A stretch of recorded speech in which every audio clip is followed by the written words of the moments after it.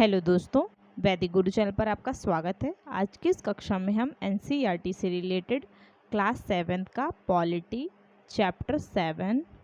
का चैप्टर 7 हमारे आसपास के बाज़ार, ये हम आपको पढ़ाएंगे। और यहाँ पर चैप्टर 7 और 8 दोनों आज एक ही क्लास में होगी, ठीक है। तो इस क्लास को ध्यान से देखिएगा, चैनल पर बने रहिएगा, चैनल को लाइक, सब्सक्राइब और शेयर ज़रूर करिएगा। आइए हम स्टार्ट करते हैं ये चैप्टर। इसमें सबसे पहले हम साप्ताहिक बाज़ार के बारे में चर्चा करेंगे। ये होता क्या है साप्ताहिक बाज़ार? तो देखिए, जैसे वीक में, सप्ताह में एक दिन लगने वाला बाज़ार, ठीक है। मतलब जैसे कि सोमवार को कहीं पर लगा, फिर मंगलवार को कहीं और जगह पर लगा, मतलब अलग अलग जगहों पर दिन के हिसाब से लगने वाला बाज़ार साप्ताहिक बाज़ार होता है, ठीक।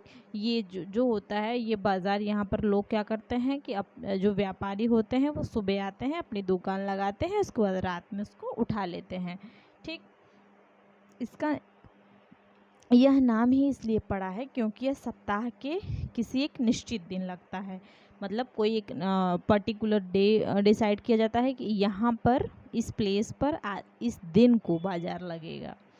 इस साप्ताहिक बाज़ार में रोज़ खुलने वाली पक्की दुकानें नहीं होती हैं। व्यापारी दिन में दुकान लगाते हैं और शाम होने पर उन्हें समेट लेते हैं। अगले दिन वे अपनी दुकानें किसी और जगह पर लगाते हैं। देश भर में ऐसे हज़ारों बाज़ार लगते हैं और लोग इनमें अपनी रोज़मर्रा की ज़रूरतों की चीज़ें भी खरीदने आते हैं। साप्ताहिक बाज़ारों में बहुत सी चीज़ें सस्ते दामों पर मिलती हैं। क्यों मिलती हैं? क्योंकि देखिए, यहाँ पर क्या होता है, बहुत ज़्यादा लोगों को खर्च नहीं देना पड़ता है, खर्च नहीं जुड़ते हैं उनके। जैसे देखिए, पक्की ईंट की जो दुकानें होती हैं, जो हमारे गांव मोहल्लों में होती हैं, बड़ी दुकानों पर किराया उनका लगता है, बिजली का बिल उसमें आता है, ठीक, सरकारी शुल्क देना पड़ता है। ये सब चीज़, उन्होंने कुछ कर्मचारी रखे हैं तो उनको तनख्वाह भी देनी पड़ती है, ठीक। तो ये सबसे क्या होता है कि उनके पैसे जो होते हैं वो उसमें ऐड हो जाते हैं। तो वो क्या करते हैं, वो सामानों पर इसको, मतलब उसका रेट बढ़ा देते हैं, तो उस हिसाब से। लेकिन इसमें साप्ताहिक बाज़ार में क्या होता है, उनका कुछ भी लगना नहीं है, इसलिए यहाँ पर चीज़ें क्या होती है, सस्ते दामों पर मिल जाती हैं। साप्ताहिक बाज़ार में एक ही तरह के सामानों के लिए कई दुकानें होती हैं, जिससे इनमें आपस में प्रतियोगिता भी होती है। मतलब लोग जो हैं, जैसे कि कोई ख़रीदार ख़रीदने के लिए जा रहा है तो वो कहीं से भी अपना सामान ले सकता है, ठीक है। जैसे कि कोई अधिक कीमत मांग रहा है तो दूसरी दुकान पर जाकर देख लिया, उसको सस्ती मिली तो वहाँ से वो ले लिया। इस तरह की चीज़ें होती है वहाँ पर। साप्ताहिक बाज़ारों का एक फ़ायदा यह भी होता है कि ज़रूरत का सभी सामान एक ही जगह पर मिल जाता है। सब्जियां, कपड़े, किराना सामान से लेकर बर्तन तक सभी चीज़ें यहाँ पर उपलब्ध होती हैं, ठीक। और आप मोल भाव भी कर सकते हो, ठीक।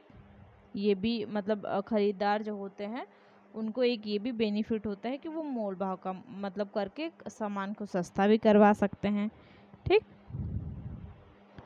अब यहाँ पर आगे देखेंगे हम मोहल्ले की दुकानें। अब हमारे मोहल्ले में जो दुकानें होती हैं उनके बारे में हम चर्चा करेंगे। ऐसी बहुत सी दुकानें हमारे मोहल्ले में भी होती हैं जो हमें कई तरह की सेवाएं और सामान उपलब्ध करवाती हैं।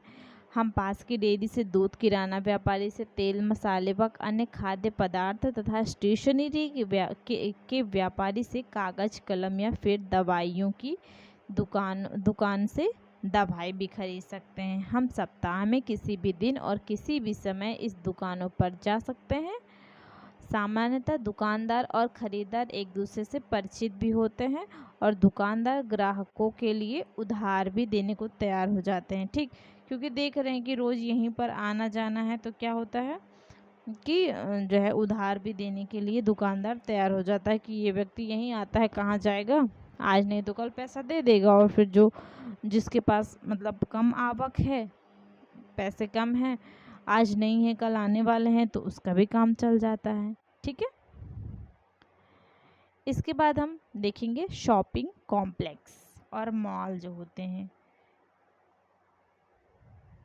यहाँ पर क्या होता है, जहाँ एक साथ कई तरह की दुकानें होती हैं, ठीक। ये तो बड़े बड़े शहरों में आपने देखे होंगे, नगरों में, कि यहाँ पर क्या होती हैं, एक साथ कई तरह की दुकानें होती हैं। इन्हें लोग शॉपिंग कॉम्प्लेक्स के नाम से जानते हैं। अब तो कुछ शहरी इलाकों में आपको बहुमंजिला वातानुकूलित मतलब एसी वाले दुकानें भी देखने को मिलेंगी, जिनकी अलग अलग मंजिलों पर अलग अलग तरह की वस्तुएं मिलती हैं। इन्हें मॉल कहा जाता है। इन शहरी दुकानों में आपको बड़ी बड़ी कंपनियों का ब्रांडेड सामान भी मिलता है और कुछ बिना ब्रांड का सामान भी मिलता है। ठीक है, ब्रांडेड मीन्स जैसे जो बड़ी बड़ी कंपनियां होती हैं ना, वो विज्ञापन के द्वारा जैसे टीवी पर ऐड दिलाकर लोगों को जो है आकर्षित करती हैं अपनी तरह, और अपनी सामान को क्या करती हैं, थोड़े से ज़्यादा महंगे दामों पर बेचते हैं। ठीक है, वैसे भी आप देखिए कि जो मार्केट में जो ब्रांडेड चीज़ें होती है वो क्या थोड़ी महंगी मिलती हैं। ठीक है, कंपनियां क्या करती हैं, वो जो अपने ब्रांडेड जो उत्पाद होते हैं उनको जो है बड़े शहरों की जो बाज़ारें होती हैं, शोरूम होते हैं, वहाँ पर बेचने के लिए उनको रखती हैं। ठीक,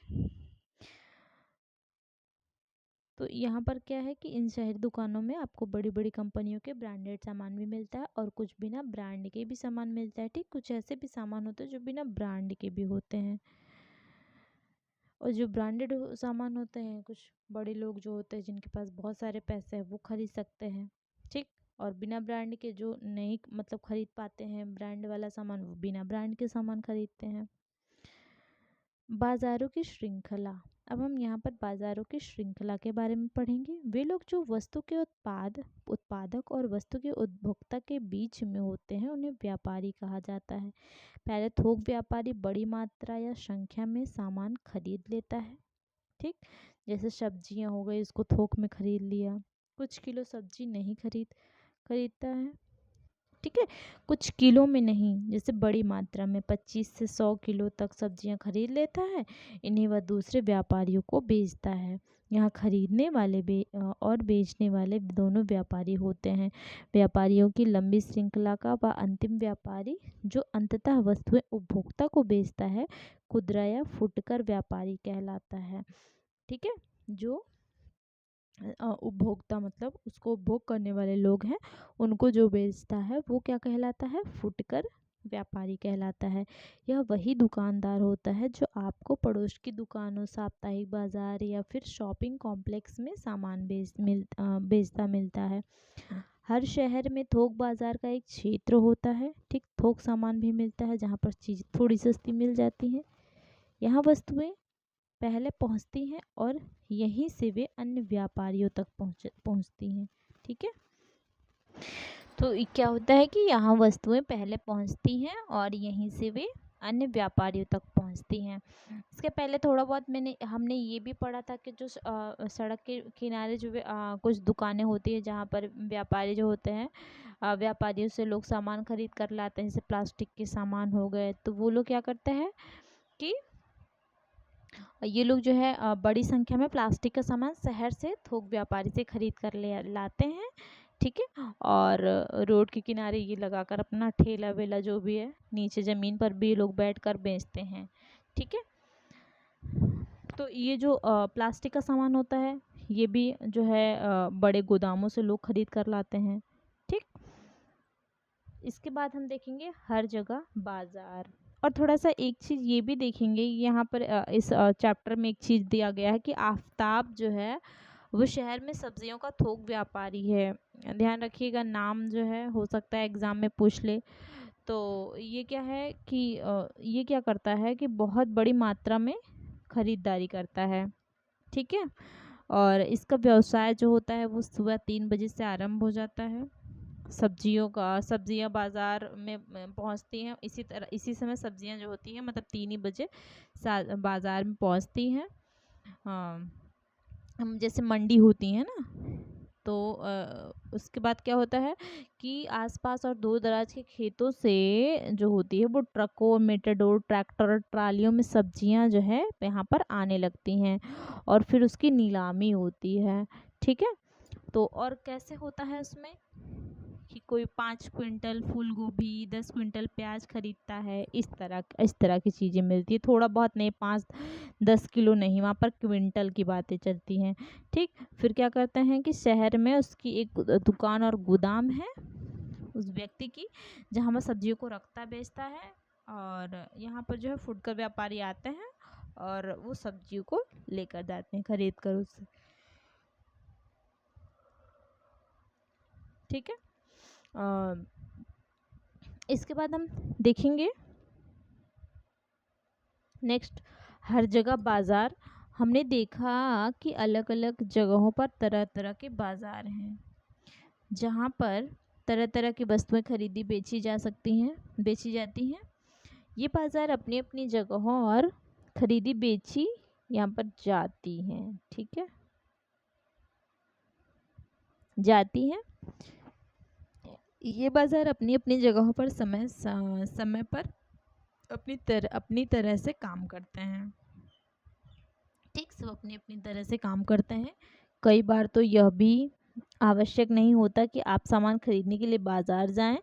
अब तो तरह तरह के सामान के लिए फ़ोन या इंटरनेट पर भी ऑर्डर दे दिए जाते हैं और सामान आपके घर तक पहुंचा दिया जाता है। ठीक है, ऑनलाइन व्यवस्था जो हो रही है उसके बारे में यहाँ पर चर्चा की गई है। शहरी क्षेत्रों के लोग इंटरनेट के ज़रिए घर के बाहर कदम रखे बिना भी बाज़ार में प्रवेश कर लेते हैं। वे अपने क्रेडिट कार्ड से ऑनलाइन खरीदारी कर लेते हैं। ऐसे भी कुछ बाज़ार होते हैं जिनके बारे में हमारी जानकारी कम ही होती है। ठीक है, जैसा शेयर मार्केट, ये सारी चीज़ें हो गई, क्योंकि यहाँ बिकने और ख़रीदी जाने वाली चीज़ें हम सीधे प्रयोग नहीं करते हैं। जैसे एक किसान अपनी फसल की पैदावार बढ़ाने के लिए कुछ खाद और उर्वरकों का इस्तेमाल करता है। ये उर्वरक वह शहर की कुछ खास दुकानों से खरीदता है, जहाँ खाद के कारखानों के माल मंगाया जाता है। ठीक है, कारखानों से माल मंगाया जाता है।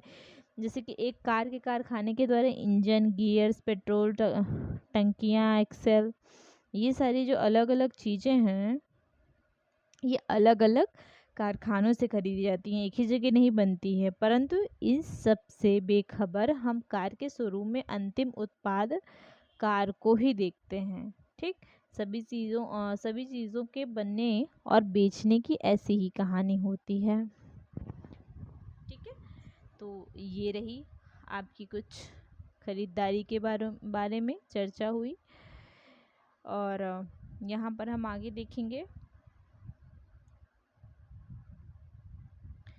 थोड़ा सा यहाँ पर साप्ताहिक बाज़ार क्या होता है इन सब के बारे में। ये बाज़ार नियमित बाज़ार नहीं होते हैं, वरन एक नियत स्थान पर सप्ताह में 1 या 2 बार लगाए जाते हैं।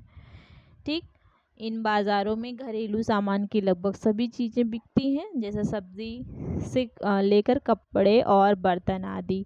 मॉल क्या होता है? यह चारों ओर से घिरा हुआ दुकानदारी का स्थान होता है। इसकी इमारत बहुत बड़ी होती है, जिसमें कई मंजिलें, दुकानें, रेस्तरां और कभी कभी सिनेमा घर तक होते हैं। इन दुकानों में प्रायः ब्रांडों वाले उत्पाद बिकते हैं। ठीक है, थोक क्या होता है? इसका अर्थ बहुत बड़ी मात्रा में खरीदना और बेचना होता है। अधिकांश उत्पादों, जिनमें सब्जी, फल और फूल आदि भी सम्मिलित हैं, के अपने अपने विशेष थोक बाज़ार होते हैं। ठीक, हर चीज़ का थोक बाज़ार होता है। बाज़ारों की श्रृंखला या बाज़ारों की एक श्रृंखला है जो परस्पर एक दूसरे से कड़ियों की तरह जुड़ी होती है, क्योंकि उत्पाद एक बाज़ार से होते हुए दूसरे बाज़ार में पहुंचते हैं। ठीक है, तो आपने देख लिया इस चैप्टर में, यहाँ पर सब पैसे का खेला है। क्योंकि देखिए, जो छोटा व्यापारी है, ठीक है, छोटे पैसे लगाता है, वो कम पैसे कमाता है, और जो ज़्यादा पूंजी, ज़्यादा पैसे खर्च करता है, बड़ी दुकानदार वाले, उनको प्रॉफिट ज़्यादा होता है। ठीक, इन दोनों ही दुकानों में बहुत ही अंतर है। जैसे साप्ताहिक बाज़ार और शॉपिंग कॉम्प्लेक्स हो गया, तो इसमें क्या है, इसमें बहुत ज़्यादा अंतर है। क्योंकि देखिए, शॉपिंग कॉम्प्लेक्स वो इतना बड़ा मॉल बनवाता है, फिर ठीक है, उसमें इतना पैसे इन्वेस्ट करता है, तो वहाँ पर हर तरह की चीज़ें होती हैं और चीज़ें महंगी भी होती हैं। ठीक। और साप्ताहिक बाज़ार कहता है वो ऐसे छोटा मोटी जगह पर लगती है, उसमें ऐसे कोई चार्जेस नहीं है, तो वहाँ पर क्या होता है, उन्होंने ज़्यादा पैसे उसमें इन्वेस्ट नहीं किए, इसलिए उनको जो है और चीज़ें जो है वहाँ पर उन्होंने सस्ती में बेची तो उनको क्या हुआ, प्रॉफिट कम हुआ। ठीक है, तो ये सब चीज़ें हैं। एक जगह उत्पादित होने वाला सामान जो है वो लोगों के लिए हर जगह उपलब्ध हो जाता है अब। ठीक। वस्तुओं के बिकने से वस्तुओं का उत्पादन सीधे जुड़ा होता है। बनी हुई चीज़ों के बिकने से ही लोगों को रोजगार मिलता है और उत्पादन भी बढ़ाया जाता है। ये सारी चीज़ें हैं। अब यहाँ पर हम नेक्स्ट चैप्टर पढ़ेंगे। यहाँ पर हम चैप्टर 8 पढ़ेंगे। इसमें बहुत ज़्यादा चीज़ें नहीं हैं, थोड़ी थोड़ी चीज़ें हैं जो आपको हम यहाँ पर बता देते हैं। इसमें से इम्पॉर्टेंट कुरनूल में कपास उगाने वाली एक किसान है। ठीक है, कुरनूल कहाँ है, सबसे इम्पोर्टेंट ध्यान रखिएगा, आंध्र प्रदेश में है, एग्जाम में अगर पूछा गया तो। ठीक है, कुरनूल कहाँ है, आंध्र प्रदेश में है। स्वप्ना जो है वो कुरनूल की एक छोटी किसान है। ठीक, यहाँ पर क्या कर रहे हैं ये लोग, कपास उगाते हैं और उससे रुई एकत्र करते हैं। ठीक है, फिर उसके बाद उसमें जो जो चीज़ें होती है उसको लगाते हैं, फिर उनको बेचते हैं, उससे उनकी जीविका चलती है। ठीक, यहाँ पर देखिए कुरनूल की कपास मंडी में व्यापारी क्या करता है, कपास बेचता है। कैसे बनता है कपड़ा, देखिए कपड़ा कैसे बनता है। पहले तो इस चैप्टर का नाम देख लीजिए, बाजार में एक कमीज। ठीक है, बाजार में एक कमीज। देखिए कुरनूल की कपास मंडी में व्यापारी कपास बेचता है, जीनिंग मिलें कपास खरीदती हैं। पहले क्या होता है, कपास व्यापारी से खरीदा जाता है, व्यापारी क्या करता है, कपास बेचता है, फिर मिलें जो होती हैं वो कपास खरीद लेती हैं, फिर जिनिंग मिलें कपास से बीज हटाती हैं और दबाकर कपास के गट्ठर बनाती हैं। ठीक, उसमें से बीज निकाल कर गट्ठर बनाया जाता है। बाद में सूत काटने की मिलें जो होती है वो कपास के गट्ठर खरीद लेती हैं। वो जो गट्ठर होता है वो कौन, सूत काटने वाली मिलें खरीदती हैं। सूत काटने की मिलें कपास से धागा बनाती हैं। कैसे बनाती हैं, कपास से बनाती हैं धागा। फिर सूत काटने की मिलें व्यापारियों को धागा बेच देती हैं। ठीक, धागा बेच देती हैं। अब यहाँ पर देखिए, यहाँ पर इनकी मतलब ये लोग क्या करते हैं, मेहनत बहुत करते हैं। कपास को जब बोते हैं फिर उसमें से रुई निकलती है, उसमें कीटनाशक आदि दवाइयाँ डालते हैं, सब कुछ करते हैं, लेकिन इनको क्या करना रहता है, इनका जो जीविका है वो नहीं चल पाती है। इसके लिए इन्होंने एक फिक्स व्यापारी जो होता है उसी को ये लोग बेचते हैं, वो चाहे जिस भाव में दे। ठीक है, वो चाहे जिस भाव में दे, उनको पैसे मतलब भले कम दे, लेकिन वो लोग उन्हीं को बेचते हैं, फिक्स व्यापारी को। क्योंकि उनकी आमदनी इतनी ज़्यादा नहीं हो पाती है कि उनकी ज़रूरतें साल भर का खर्चा चल पाए। ठीक, तो इसलिए क्या करते हैं, वो व्यापारी जो होते हैं इनको उधार देते हैं बीच बीच में जब इनको ज़रूरत पड़ती है यहाँ के लोगों को। तो इसलिए ये लोग जो हैं, ये किसान जो है वो अपना माल जो है वो एक फिक्स व्यापारी जो वो लोग बोल देते हैं, उसी के हिसाब से ये लोग उन्हीं को अपना सामान दे देते हैं। अब यहाँ पर देखिए, तमिलनाडु में सप्ताह में 2 बार लगने वाला इरोड का कपास बाजार, सप्ताह में 2 बार लगने वाला इरोड का कपड़ा बाजार संसार के विशाल बाजारों में से एक है। ध्यान रखिएगा, तमिलनाडु में सप्ताह में 2 बार लगने वाला क्या है, इरोड का कपड़ा बाजार, जो संसार के विशाल बाजारों में से एक है। इरोड कहाँ पर है, तमिलनाडु में है। ठीक, यहाँ पर क्या लगता है, कपड़ा बाजार लगता है। तो यहाँ पर क्या होता है, कई अनेक प्रकार के कपड़े बेचे जाते हैं। आसपास के गांव में बुनकरों द्वारा, मतलब क्या करते हैं वो लोग, बुनकर होते हैं जो, और वो कपड़े को बनाते हैं और बाजार में बिकने के लिए वो आता है। ठीक, इसके बाद हम आगे देखेंगे। बाजार में यह एक व्यापारी की दुकान है।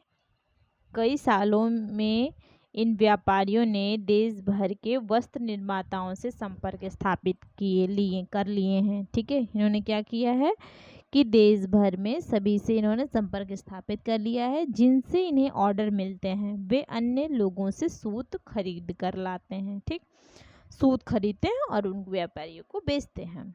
कपड़ा बुनने वाले बुनकर आसपास के गांव में रहते हैं। ये वे इन व्यापारियों से सूत ले आते हैं।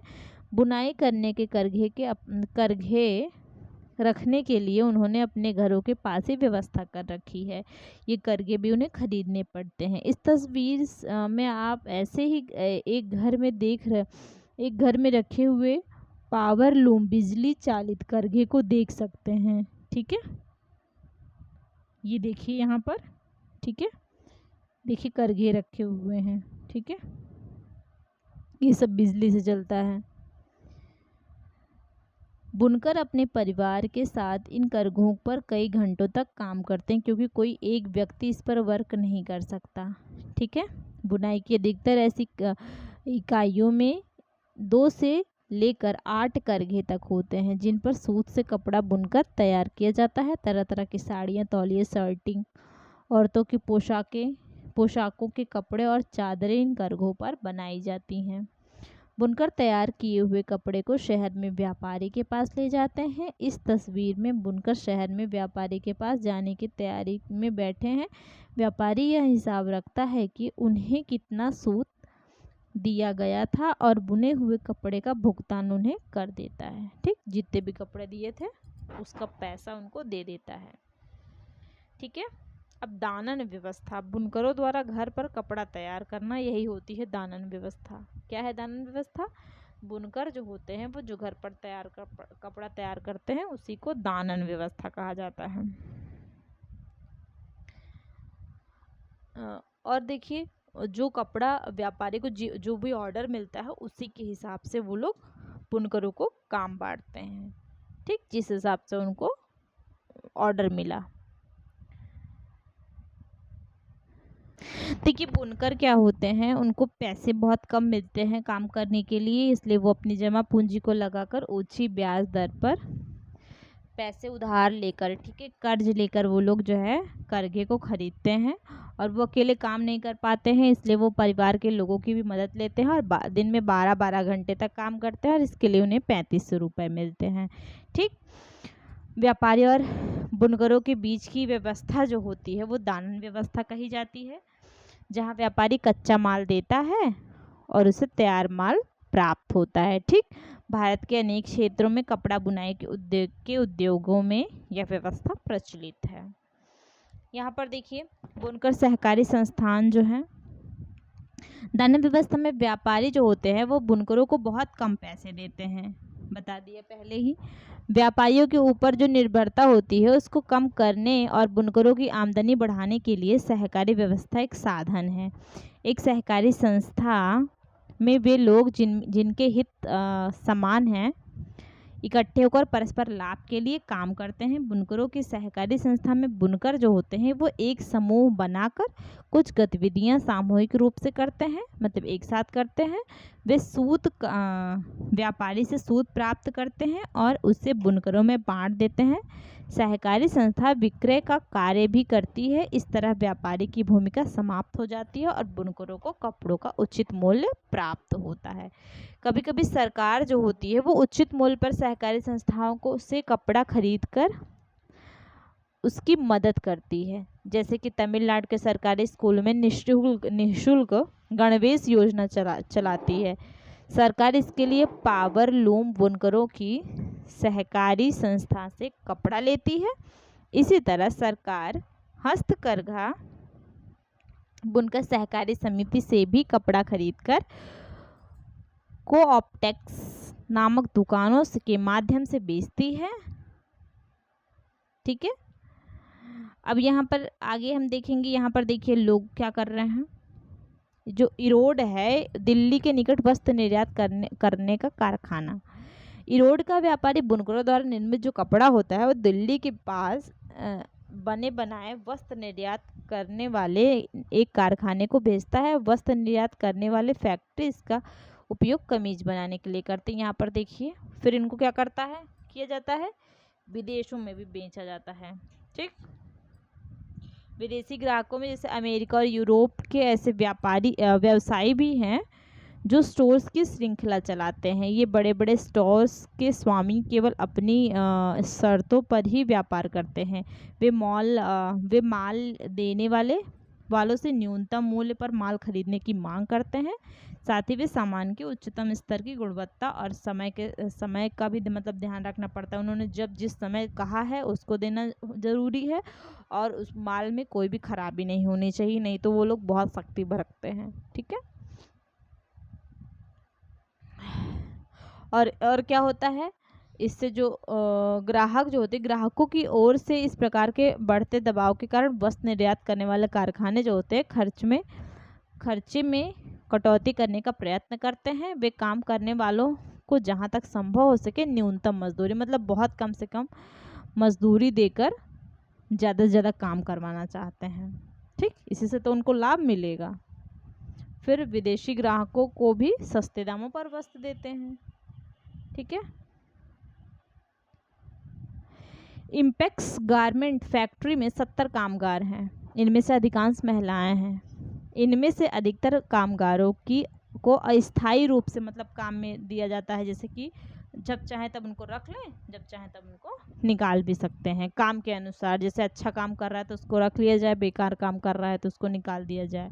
उसको 3000 रुपये देते हैं हर महीने। ठीक है, उनकी सैलरी 3000 रुपये होती है। उसमें अलग अलग तरह काम करने वाले लोग होते हैं, जैसे धागा काटने वाले, बटन टाकने वाले, इस्त्री करने वाले। ठीक, ये सब। यहाँ पर देखिए मजदूरों का भुगतान, दर्जी जो होता है वो 3000 प्रति माह, इस्त्री करने वाला 1.5 रुपये प्रति पीस, जांच करना 2000 प्रति माह, 1500 धागे काटना, बटन लगाना। ठीक, इसके बाद संयुक्त राज्य अमेरिका में वह कमीज $26 उसकी कीमत होती है। ठीक, मतलब 1800 रुपये में बेची जाती है। अब यहाँ पर आगे हम देखेंगे बाजार में लाभ कमाने वाले कौन हैं। बाजारों की श्रृंखला रुई के उत्पादनकर्ता को सुपरमार्केट के खरीदार से जोड़ देती है।